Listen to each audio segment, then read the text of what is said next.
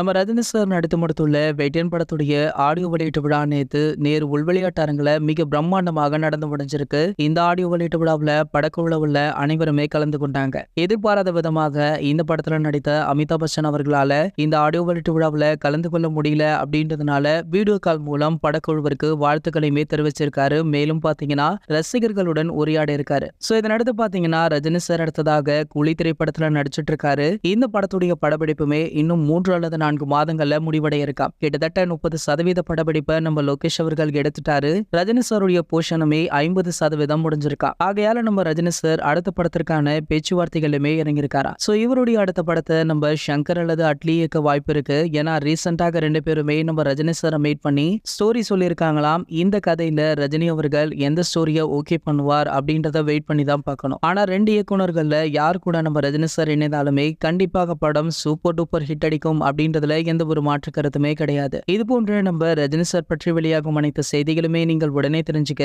நம்மளுடைய தலைவர் அப்படின்ற நம்ம சேனலை சப்ஸ்கிரைப் பண்ணிக்கோங்க.